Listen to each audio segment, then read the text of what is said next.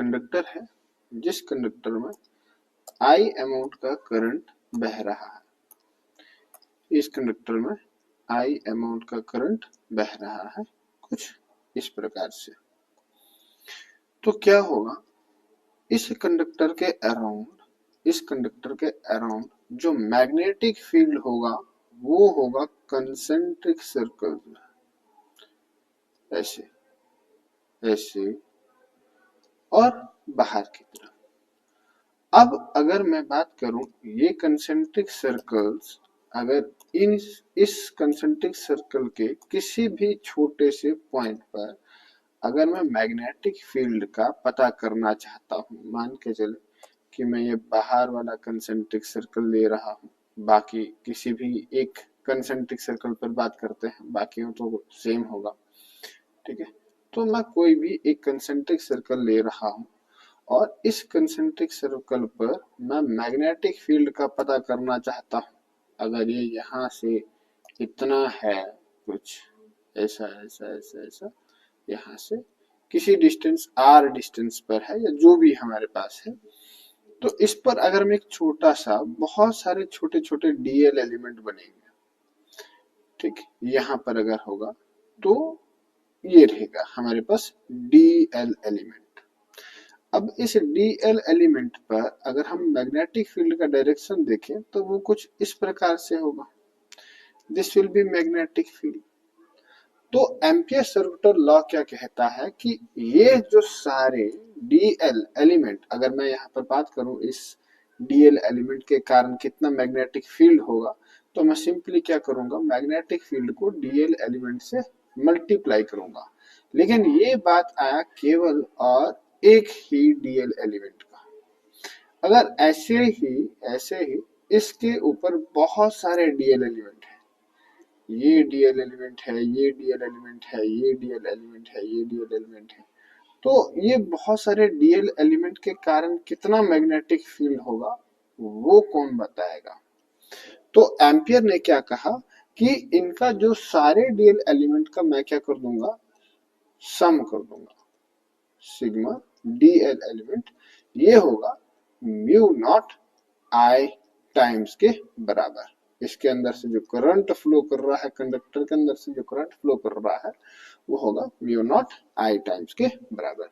लेकिन इतने सारे dl एलिमेंट को ऐड करना बहुत मुश्किल है, तो हम यहाँ पर कंसेप्ट उठाते हैं किसका, इंटीग्रेशन का। किसका कंसेप्ट लगाते हैं, इंटीग्रेशन का कंसेप्ट लगाते हैं और ये हम कैलकुलेट करते हैं। तो हमारे पास फाइनली जो आया वो आया integration b dot dl is equals to mu naught I enclosed कह दो, या करंट जो इस लूप में बह रहा है। साथ ही साथ एक और चीज यहाँ पर गौर करने की है कि ये जो लूप बन रहा है ये क्लोज्ड बन रहा है। कैसा बन रहा है, क्लोज। तो ampere circular law close loop के लिए ही एप्लीकेबल है, तो हमेशा यहाँ पर इंटीग्रेशन के साथ एक क्लोज लूप का ही सिंबल होगा। तो B vector dot dl vector जो हो जाएगा वो हो जाएगा n म्यू नॉट I। तो ये स्टेटमेंट है किसकी, एम्पियर सर्कुलर लॉ की, ठीक है। तो अगर मैं स्टेटमेंट पे ध्यान दूं कि स्टेटमेंट क्या कह रहा है, तो स्टेटमेंट कह रहा है ये हमारे पास ampere circular law. Ampere circular law का स्टेटमेंट क्या कह रहा है, कहता है सर, और सॉरी कहता है कि हमारे पास पहली बात तो एम्पियर सर्कुलर लॉ जो है वो हमारे पास एक फंडामेंटल कंसेप्ट है, ठीक है। वो फंडामेंटल कंसेप्ट है हमारे पास, और कहता है कि भाई इलेक्ट्रोमैग्नेटिज्म में वगैरह वगैरह पार्ट ऑफ फिजिक्स, ठीक है, इलेक्ट्रोमैग्नेटिज्म में ये यूज होता है, ठीक है, मैग्नेटिक फील्ड जहां पर क्रिएट हो रहा है, ये इसका स्टेटमेंट है। तो स्टेटमेंट क्या कह रहा है कि line integral of magnetic field around any closed path is equals to mu naught times I, mu naught times the total current flowing through the path, और ये इसका मैथमेटिकल फॉर्म है b dot dl और the closed loop is equals to mu naught time I की total current कितना flow हो रहा है। चलिए अभी इसको प्रूफ करते हैं। ये भी जो हमारे पास आ रहा है, हम इसको प्रूफ करने की कोशिश करते हैं। तो चलिए, इसके लिए हम एक छोटा सा कंडक्टर सेलेक्ट करते हैं और मानकर चलते हैं कि इस कंडक्टर में जो करंट फ्लो हो रहा है वो कितना करंट फ्लो हो रहा है, आई करंट इसके अंदर से फ्लो हो रहा है। ठीक, कुछ इस दिशा में फ्लो हो रहा है, ऐसे ऊपर की तरफ। तो इसके इर्द गिर्द जो मैग्नेटिक फील्ड होगा वो कैसे होगा, वो होगा सर कंसेंट्रिक सर्कल्स में, कुछ इस प्रकार से। अरे बराबर नहीं बना सर्कल, ऐसा कंसेंट्रिक सर्कल्स में। अगर मैं इस कंसेंट्रिक सर्कल का रेडियस आर मान के चलता हूं, सपोज दैट आर मान के चलते हैं या एल मान के चलते हैं, जो भी मान के चलते हैं, ठीक है, तो मैं ये आर मान के चलता हूं। तो तुमने पता है कि लास्ट टाइम तुमने पढ़ा था कि भाई हमारे पास जो मैग्नेटिक फील्ड होगा वो किसके बराबर होगा, है ना। कि लास्ट टाइम अगर तुम्हें याद होगा तो हमने वहां पर एक क्वेश्चन किया था कि सर हमारे पास अगर किसी भी स्ट्रेट करंट कैरिंग कंडक्टर के उसके एक्सेस पर अगर हम यहाँ पर देखें मैग्नेटिक फील्ड देखें किसी भी पॉइंट पर, ये ऐसे ऐसे घूम रहा है, पॉइंट अगर ऐसे घूम रहा है तो मैग्नेटिक फील्ड कितना होगा, ऐसा ये, और रेडियस को कांस्टेंट मान के जब ऐसा घूमेगा तो मैग्नेटिक फील्ड हमारे पास कितना होगा। तो मैग्नेटिक फील्ड वहां पर हमारे पास कितना था, बी जो आया था सेंटर में, बी जो आया था वो कितना आया था, बी वॉज इक्वल्स टू कितना था, mu naught I divided by 4 pi R sine of phi one plus sine of phi, इतना ही था। और इस पॉइंट पर हमारे पास ये बिल्कुल ऐसे सेटेड बनना था कि, और एंगल हमारे पास 90 डिग्री का बनना था। जिसको नहीं पता तो वो पुराना वाला सेशन देख ले। तो हमारे पास अगर ये एंगल 90 का बनना था तो ये हमारे पास sin 90, तो बी हमारे पास कितना बनना था, mu naught I upon 4 pi are into 2। तो ये टू खत्म, तो बी हमारे पास म्यू नॉट आई बटे में 2 पाई आर। मतलब इस पॉइंट पर जो डीएल एलिमेंट होगा, जो डीएल एलिमेंट होगा उस पे कितना मैग्नेटिक फील्ड लग रहा है, mu naught I divided by 2 पाई ए के बराबर। और मैंने यहाँ पर रेडियस आर लेके रखा है, ठीक है, तो ये हमारे पास आर ही होगा। ये हमारे पास कितना होगा, थोड़ा सा साइड पे लिख देता हूँ, डीएल एलिमेंट, एक डीएल एलिमेंट पे जो मैग्नेटिक फील्ड होगा mu naught I divided by 2 पाई और आर। ठीक है भैया, ओके। चलिए आगे बढ़े। आगे हमारे पास क्या कहता है, कहता है अगर ऐसा है तो एक डीएल एलिमेंट पे इतना है, तो बहुत सारे डीएल एलिमेंट पे, ये डीएल एलिमेंट, ये डीएल एलिमेंट, ये डीएल एलिमेंट, ये डीएल एलिमेंट, हर एक डीएल एलिमेंट पे कितना होगा, ठीक है। तो integration over the close loop v vector dot dl vector will become equals to कितना होगा, और द क्लोज लूप पे हमारे पास हो जाएगा b इंटीग्रेशन और द क्लोज लूप dl। और dl का जब हम इंटीग्रेशन करेंगे, ठीक है। अच्छा यहाँ पर एक चीज मैंने बताना भूल गया कि सर ये हमारे पास कितना आएगा, integration of the close loop b dl cos of 0 degree. वाई का सर 0 डिग्री, क्योंकि टेंजेंशियली एक्ट कर रहे हैं डीएल एलिमेंट और मैग्नेटिक फील्ड हर पॉइंट पर टेंजेंशियली एक्ट कर रहे हैं, तो दोनों के बीच का एंगल कितना है सर, 0 है। तो ये हमारे पास कितना आ जाएगा, b integration over the close loop dl। तो जब मैं इसको b का वैल्यू पुट करेंगे तो b का वैल्यू मेरे पास कितना है, सिंगल के लिए mu naught I divided by 2 pi R into integration, अगर इन सब का डीएल को मैं ऐड कर रहा हूं तो वो क्या बना रहा है sir, circumference of the circle, जो कि है 2 पाई आर के बराबर। 2 pi r cancelled out, so I will get integration over the close loop B vector dot DL vector will become equals to mu naught I के बराबर। और ये है एम्पियर सर्किल लॉ का प्रूफ, ठीक है। यही हमें प्रूफ करना था, जहां पर बी है मैग्नेटिक फील्ड, डी है dl है हमारे पास length of the small current carrying element, mu naught हमारे पास permeability of the free space, और आई हमारे पास है current enclosed by the loop. ठीक है, यहाँ पर एक और इम्पोर्टेंट बात मैं कहना चाहता हूँ कि ampere circular law it is only applicable for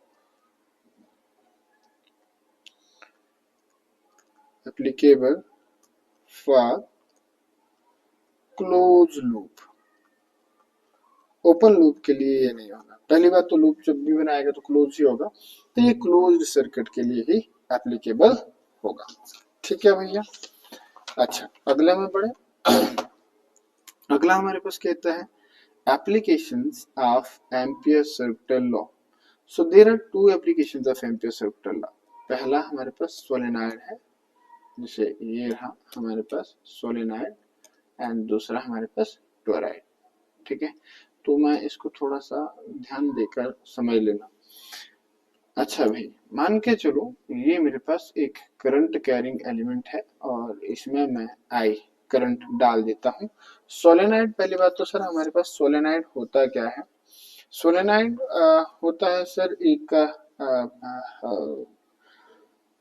क्या बोले इसको, वायर ही होता है, कॉपर का वायर, और किसी उसके ऊपर लपेटा हुआ होगा आयरन ओर के ऊपर वगैरह वगैरह के ऊपर, तो वो हमारे पास सोलेनाइड है। SOLENOID, solenoid. ठीक है, तो ये एक सोलेनाइड है जिसमें आई करंट फ्लो कर रहा है। तो सर ऐसे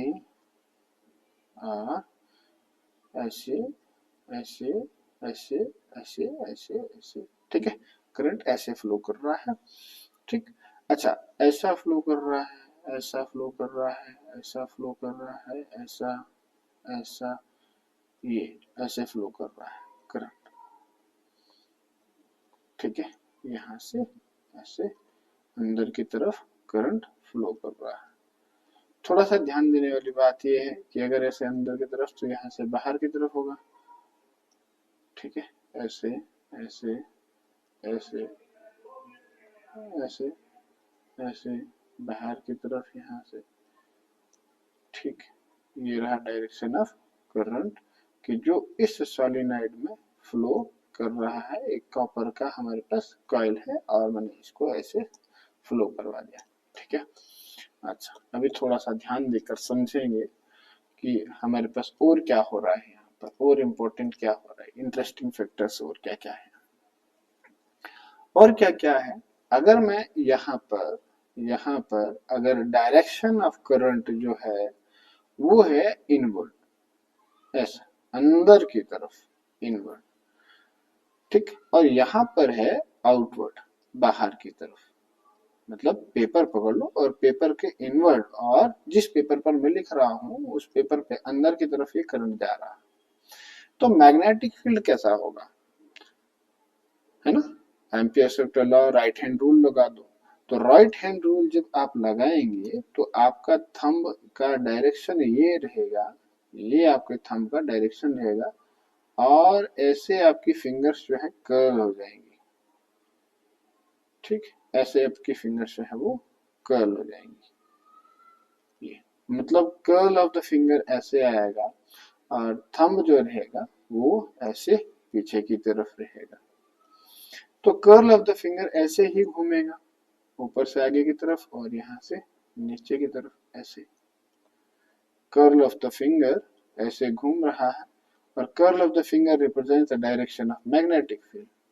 तो ओवरऑल में देखूं तो हर पॉइंट पर ये ऊपर से मैग्नेटिक फील्ड आगे बना रहा है और नीचे से इस तरफ बना रहा है।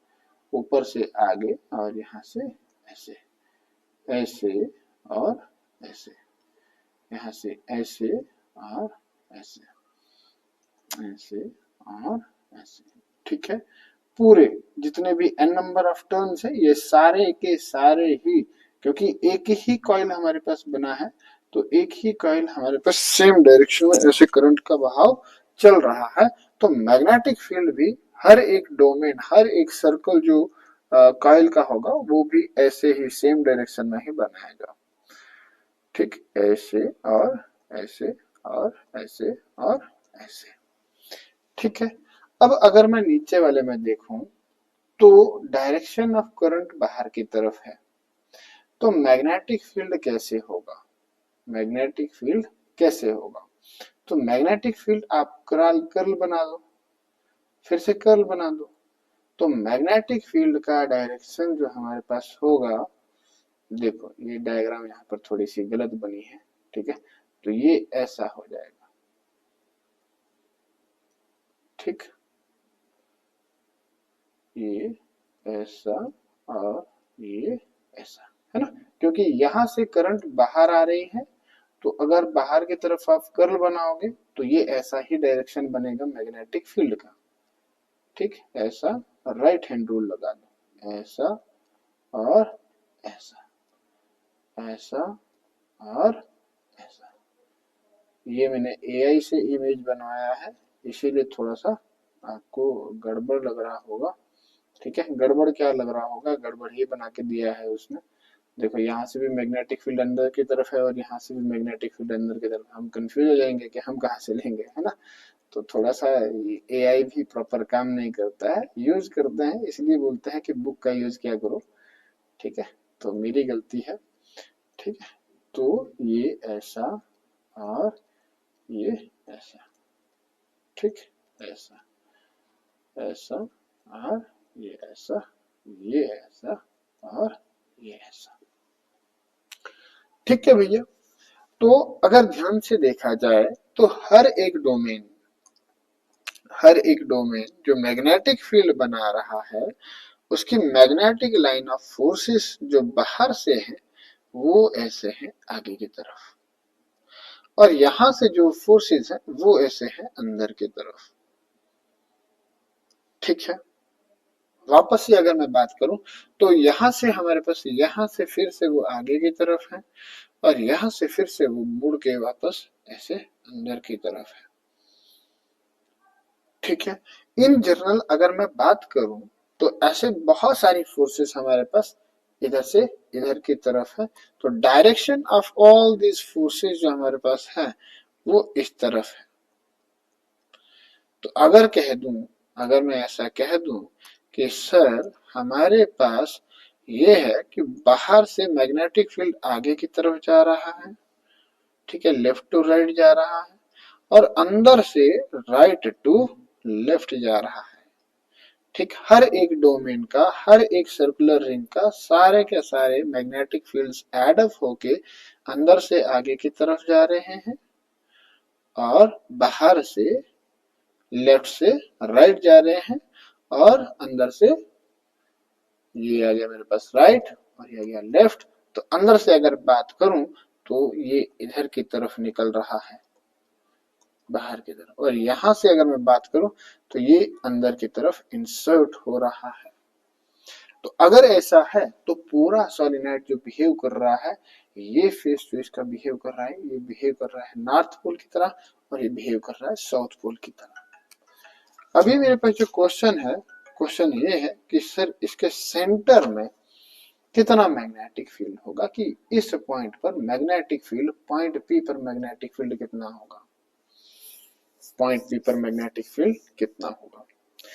यहाँ पर मैं एक और चीज ऐसा अज्यूम कर रहा हूँ, उसको उतना ज्यादा प्रूफ करने की जरूरत नहीं समझ रहा हूँ मैं, लेकिन चलो फिर भी, अगर ये इसका एक्सेस है तो जैसे जैसे मैं एक्सेस से बाहर की तरफ चलता जाऊंगा, जितना ज्यादा मैं बाहर की तरफ चलता जाऊंगा उतने ज्यादा मैग्नेटिक फील्ड लाइन क्या होते जाएंगे, कम होते जाएंगे। जितना ऊपर की तरफ जाऊं चाहे नीचे की तरफ, ये रहा इसका रेडियस आर, और रेडियस आर से जैसे जैसे मैं बाहर की तरफ चलता जा रहा हूं तो वैसे वैसे magnetic field approaches to zero as R approaches to infinity. मतलब आर जैसे जैसे बड़ा हो रहा है वैसे वैसे मैग्नेटिक फील्ड मेरे पास क्या हो रहा है, जीरो हो रहा है। तो इस क्वेश्चन को प्रूफ करते समय मैं ये ले लूंगा कि B outside, outside magnetic field outside is equals to zero. तो टोटल मैग्नेटिक फील्ड मैं कैलकुलेट करूंगा इनर साइड में। और एक चीज कि मैं लूप कैसा लूंगा, यहाँ पर जो सोलेनोइड को प्रूफ करते हुए जो मैग्नेटिक फील्ड में यहाँ पर कैलकुलेट करूंगा उसका लूप कैसा लूंगा। मैं एक लूप यहाँ पर कंसिडर करता हूँ कि चलो ये मैं इसको मिटा देता हूँ, सब कुछ मिटा देते हैं, बाकी ठीक है, आगे प्रूफ करते हैं। मैं यहाँ पर जो लूप ले रहा हूँ, मैं जो लूप कंसिडर कर रहा हूँ, सपोज दैट इस सॉलिनॉइड का जो लेंथ है वो L है, और ये मैं इसका एक लूप कंसिडर कर रहा हूँ कुछ इस प्रकार से, ऐसा एक लूप कंसिडर कर रहा हूँ, क्योंकि मुझे एम्पियर सर्कुलर लॉ लगाना है, और एम्पियर सर्कुलर लॉ हमारे पास लूप में ही काम करता है, लूप के बगैर वो काम नहीं करेगा। तो मैं इस लूप का नाम दे रहा हूँ, सपोज दैट ये पॉइंट मेरे पास ए है, ये पॉइंट मेरे पास बी है, ये पॉइंट मेरे पास सी है, और ये पॉइंट मेरे पास डी है। Let us consider that the length of the solenoid is L, or n with the number of turns per unit length. Per unit length में हमारे पास जो है n number of turns हैं। I अगर हर एक current में से I लेंथ में से, टर्न में से अगर I करंट फ्लो हो रहा है, तो टोटल करंट जो हमारे पास है, टोटल करंट जो हमारे पास हो जाएगी वो कितनी हो जाएगी, number of turns into length into current flowing through the one turn, single turn. ठीक है, देयरफॉर एम्पियर सर्कुलर लॉ, अगर मैं एम्पियर सर्कुलर लॉ कहूं तो एम्पियर सर्कुलर लॉ तो कहता है integration over the close loop B vector dot DL vector is equals to mu naught times the total current flowing through the loop, और total current मेरे पास कितना आया है, ये रहा total current, that is equals to N L into I. Let this be the equation number A. This is our Ampere circular law, है ना, एम्पियर सर्कुलर लॉ। अब अगर मैं बात करूं कि इस लूप में इनक्लोज्ड लूप, अब मैं जो निकाल रहा हूं, मैं कितना जो हमारे पास B vector dot DL vector हमारे पास आता है वो कितना आता है, इनक्लोज्ड लूप में अगर मैं बात करूं,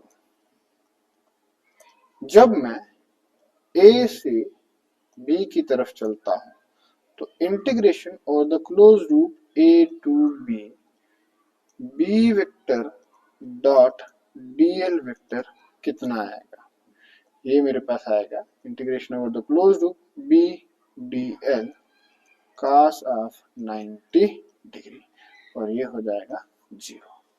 सर ऐसा क्यों, ऐसा इसलिए क्योंकि अभी हमने देखा कि ये फेस नॉर्थ फेस बनना है, तो यहाँ से मैग्नेटिक फील्ड लाइन जो होगी वो बाहर की तरफ होगी, और डीएल एलिमेंट जो बनना है ए बी पे वो ये बनना है ऊपर की तरफ, तो यहाँ पर जो एंगल बन रहा है वो बन रहा है 90 का, किस किस के बीच में, डीएल एलिमेंट और मैग्नेटिक फील्ड के बीच का जो एंगल बन रहा है वो बन रहा है 90। कितना बन रहा है, 90 बन रहा है। सर ये रहा यहाँ पर मैग्नेटिक फील्ड, और ये रहा हमारे पास dl element, this is the dl element and वो, और ये हमारे पास एंगल कितना बना दोनों के बीच में, 90 का, तो cos 90 हमारे पास 0 हो गया। तो इस फेस पर इंटीग्रेशन और the close loop B D L जो हमारे पास यहाँ पे बना वो कितना बना, 0 बना, ए से बी की तरफ। आउटसाइड में मैंने अभी कहा कि जैसे जैसे मेरे पास आर बढ़ता चला जाएगा, तो हमारे पास as long as r approaches to infinity B will become equals to 0, या बी अप्रोचेस टू 0। ठीक है, तो आउटसाइड में अगर मैग्नेटिक फील्ड में 0 ले रहा हूं, तो जाहिर सी बात है वहां पर मैग्नेटिक फील्ड जो होगा integration over the close loop B D L, ये भी हमारे पास कितना हो जाएगा, 0 हो जाएगा। अब अगर मैं यहाँ पर बात करूं तो इस फेस पर मैग्नेटिक लाइन ऑफ फोर्सेस अंदर की तरफ आ रही है, ये मैग्नेटिक लाइन ऑफ फोर्सेस अंदर की तरफ आ रही है बी, और जो डीएल एलिमेंट हमारे पास है that is C to D, integration over C to D B vector dot DL vector, ये हमारे पास कितना बन जाएगा, 0 डिग्री। क्यों, क्योंकि यहाँ पर भी cos 90 हमारे पास हो जाएगा, ये एंगल जो हो जाएगा वो हो जाएगा 90 डिग्री। ठीक है, तो यहाँ पर भी हमारे पास 0, यहाँ पर भी 0 और यहाँ पर भी 0। तो मैं समझता हूँ कि मुझे इसको नहीं लिखना चाहिए, मैं डायरेक्टली लिखूंगा टोटल मैग्नेटिक फील्ड जो हमारे पास आया इन क्लोज्ड लूप, और उसको मैं कंपेयर कर दूंगा एम्पियर सर्कुलर लॉ से। अच्छा, अगर यहाँ पर देखूं तो यहाँ पर मैग्नेटिक फील्ड आगे की तरफ है और हमारे पास डीएल एलिमेंट अगर मैं लेता हूँ, दिस इज डीएल एलिमेंट, तो वो भी आगे की तरफ से, दोनों के बीच में एंगल जो है वो हमारे पास 0 डिग्री है। तो यहाँ पर integration over the close loop D to A B vector dot DL vector, ये हमारे पास कितना हो जाएगा बी डी एल और द क्लोज लूप। और जब मैं इसको डीएल, इन सभी डीएल को एड अप करूंगा डी से ए तक, तो वो क्या बनाएगा, वो बनाएगा लेंथ ऑफ द सॉलिनॉइड।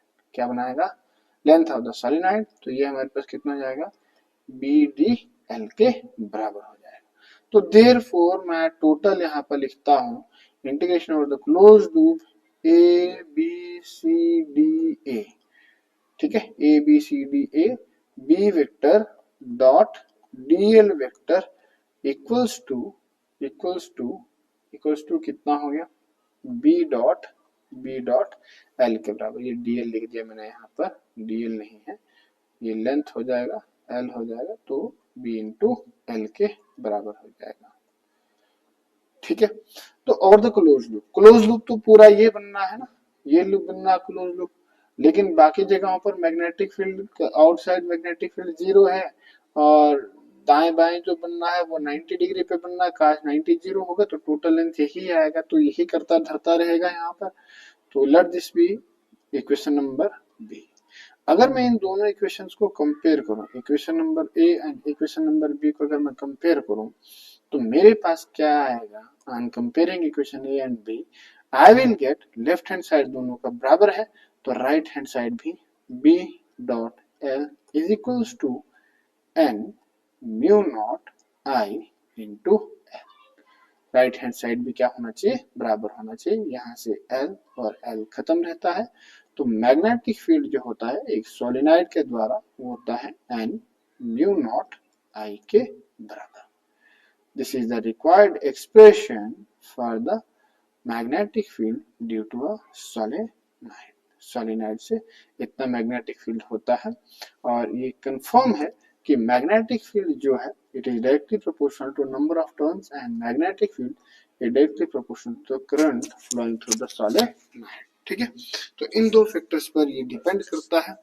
तो यही एक फैक्टर है कि जितना ज्यादा करंट हम सोलिनॉइड में डालेंगे उतना ज्यादा मैग्नेटिक फील्ड होगा, और जैसे ही करंट हमारे पास खत्म हो गया, करंट अगर मैं बंद कर दूं, डिस्कनेक्ट कर दूं, तो मैग्नेटिक फील्ड भी हमारे पास बंद हो जाता है।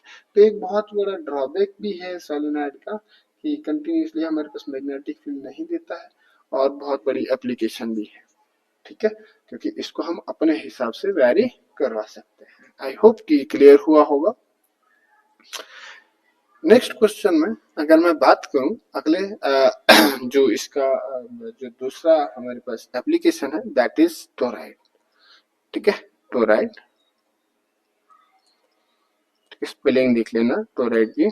तो टोराइड का मैग्नेटिक फील्ड कितना होगा, देखिए भाई, टोराइड का मैग्नेटिक फील्ड भी हम इसी एम्पियर सर्कुलर लॉ से ही क्या करेंगे, कैलकुलेट करेंगे। अब देखो, अगर इसी जो कॉइल है, अगर इसी कॉइल को सोलिनॉइड को ही मैं वापस मोड़ के ऐसे बना दूं, ये इसका टर्मिनल 1 था, ये इसका टर्मिनल 2 था, तो इसी टर्मिनल 1 और टर्मिनल 2 को मोड़ दूं तो यही तो मेरे पास टोराइड बन जाएगा, और ये मैग्नेटिक फील्ड कैसा हो जाएगा, सर्कुलर लूप में हो जाएगा। जो येलो कलर का मैंने यहाँ पे लूप ड्रा किया हुआ है वो ऐसे बन जाएगा, ये ऐसा बन जाएगा। अब जो बाहर वाला मैग्नेटिक फील्ड है अब वो अंदर आ जाएगा, और जो अंदर वाला है ये इसके यहाँ पर सेंटर में रहेगा, जो ये लाइंस यहाँ पर ड्रा कर रखी है। और दूसरी बात देखो, फिर से वही बात है कि सर AI से तुमने पिक्चर लिया हुआ है, ठीक है, तो AI कभी भी सही नहीं देता है भैया। देखो यहाँ से मैग्नेटिक फील्ड आगे की तरफ है और यहाँ से मैग्नेटिक फील्ड फिर से यहाँ की तरफ है, तो लूप कहाँ बना रहा है, इसको या तो ऐसे आना चाहिए था या तो ऐसे जाना चाहिए था, तो ऐसा नहीं होता है। ठीक है, तो ये पिक्चर डायग्राम थोड़ा सा गलत है, तो ध्यान रखना इसका। ठीक है, तो हम मान के चलते हैं कि हमारे पास जो करंट का दिशा है और मैग्नेटिक फील्ड का जो दिशा है वो ये है, बिल्कुल ऐसा ये लूप बना रहा है। तो कहता है कि इसके सेंटर में जो हमारे पास होगा, कहीं यहाँ पर सेंटर अगर मैं इसको आर मान के चलूं तो इस सेंटर में मैग्नेटिक फील्ड कितना होगा। देखो टोटल करंट जो इसमें फ्लो हो रहा है, टोटल करंट अगर n नंबर ऑफ टर्न्स हैं और लेंथ इसका कितना हो जाएगा, लेंथ हो जाएगा सर्कमफ्रेंस के बराबर 2 पाई आर के बराबर। तो अगर n नंबर ऑफ टर्न्स है तो टोटल करंट कितना हो जाएगा, टोटल करंट हो जाएगा n 2 pi R into current flowing through the first circle. और भाई और दूसरा कि इंटीग्रेशन और the close loop B vector dot D L vector कितना हो जाएगा, ये हो जाएगा B D L cos of 0 degree over the close loop. अब cos ऑफ 0 डिग्री क्यों लिया सर, देखो dl एलिमेंट अगर मैं ये कंसीडर करता हूं, यहाँ पर dl एलिमेंट सर्कुलर ट्रैक है, dl एलिमेंट ये है, तो हमारे पास जो मैग्नेटिक फील्ड होगा वो भी कैसे होगा, टेंजेंशियली होगा। ठीक है, तो dl और मैग्नेटिक फील्ड दोनों पैरेलल हो जाएंगे, तो पैरेलल हो जाएंगे तो cos ऑफ 0 डिग्री आ जाएगा।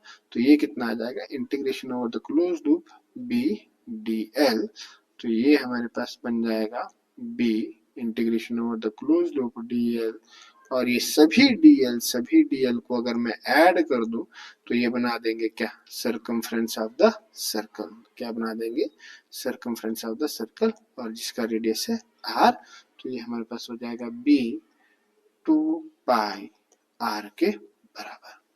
तो ये निकला एम्पियर सर्कुलर लॉ के तहत, sorry not ampere circular law के तहत, ये निकला मेरे तहत जो मैंने निकाला कि integration over the close loop B vector dot DL vector, ये निकला मेरे पास कितना, B 2 pi R. Let this be question number 1। According to Ampere's law, according to Ampere circular law, Ampere circular law हमारे पास क्या कहता है, integration over the close loop B vector dot D L vector is equals to N, sorry not N, mu naught total I I enclosed. ठीक है, total I, और total I मेरे पास कितना है, मैंने पहले ही निकाल के रखा है, तो ये हो जाएगा mu n 2 pi are into I. ठीक है, 2 पाई आर इंटू आई। अगर मैं इन दोनों इक्वेशंस को कंपेयर करता हूं, equation number 1 and equation number 2, I am comparing these two equations, so I will get what I will gate, मेरे पास क्या आएगा, जब मैं इन दोनों इक्वेशंस को कंपेयर करूंगा तो मेरे पास जो आएगा सर, क्या लेफ्ट हैंड साइड इसका और लेफ्ट हैंड साइड इसका बराबर है, तो मेरे पास आया B 2 pi r equals to N mu naught 2 pi are into I. ठीक है, तो इसका 2 पाई आर और इसका 2 पाई आर खत्म होता है, तो मैग्नेटिक फील्ड जो निकलता है वो निकलता है एन म्यू नॉट आई। तो एक चीज का ध्यान रखें कि सॉलिनॉइड और टोरॉइड का मैग्नेटिक फील्ड लगभग लगभग बराबर होता है। ठीक है, तो प्रैक्टिकल एप्लीकेशंस क्या है, सबसे बड़ी प्रैक्टिकल एप्लीकेशन सर इनकी कि आपने देखा होगा एक एमआरआई मशीन। ठीक है, तो उसमें क्या होता है, उसमें होता यूं है सर कि एक कॉइल होता है, ऐसा टोरॉइड टाइप कॉइल होता है। ठीक है, और इसके अंदर एक ट्रे लगी होती है। ठीक है, कुछ इस प्रकार से, और इस पर एक बेड होता है। ठीक, इस बेड पर इंसान को लटाया जाता है और ये इसके अंदर जाती है। जब ये इसके अंदर जाता है तो कहा जाता है ना कि वहां पर भाई कोई भी चीज मेटल की नहीं होनी चाहिए, नहीं तो ये खींच लेता है। हाँ बिल्कुल खींच लेता है, क्योंकि ये टोराइड है प्रोटोराइड हमारे पास जो मैग्नेटिक फील्ड प्रोड्यूस कर रहा है NuI, और इसके अंदर से बहुत स्ट्रॉन्ग करंट, बहुत ज्यादा करंट इसमें छोड़ी जाती है, तो ये मैग्नेटिक फील्ड यहाँ पर जनरेट करता है। आप लोग जो है उस मैग्नेटिक फील्ड के साथ इंटरेक्ट करते हैं और वही मैग्नेटिक फील्ड आपका पता करता है कि उसके साथ अंदर में क्या है, इसका कोई प्रॉब्लम तो नहीं है। ठीक है भैया, ये इसकी प्रैक्टिकल एप्लीकेशन है। अगर और ज्यादा पढ़ना होगा तो उसके बारे में हम बाद में बात करेंगे। अभी के लिए मैं क्विट करता हूँ। ठीक है, मिलते हैं नेक्स्ट सेशन।